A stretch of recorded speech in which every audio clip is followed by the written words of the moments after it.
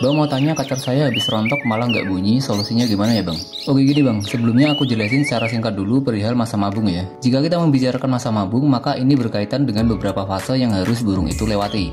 Jadi masa mabung jika prosesnya lancar akan memerlukan 3 tahapan atau 3 fase, di mana tiap fase memerlukan waktu kurang lebih 1 bulan.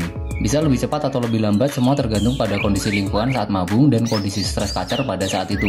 Fase yang pertama adalah rontok bulu, fase yang kedua adalah tumbuh bulu, dan fase terakhir adalah masa recovery atau masa keringin bulu. Di masa recovery memang nggak semua burung akan langsung kembali ke performa maksimalnya.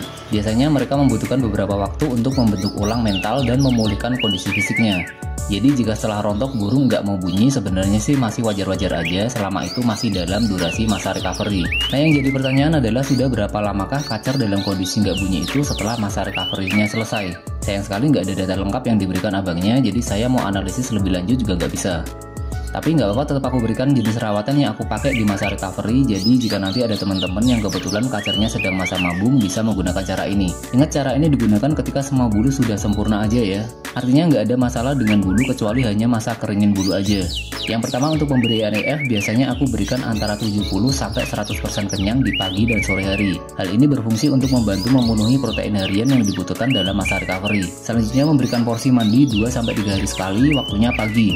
Lalu penjemurannya dilakukan 30 menit setelah selesai mandi. Jadi setelah mandi, angin-angin dulu selama 30 menit, lalu bisa dijemur dengan durasi hanya 10-15 menit sebelum jam 9 pagi. Penjemurannya sebentar aja, hanya untuk angetin badan kacar dan enggak merusak bulu barunya. Terakhir adalah tahap pelatihan mental ulang, bisa dengan latih di keramaian secara bertahap, bisa juga sering dipancing dengan suara kacar lain yang berbeda-beda.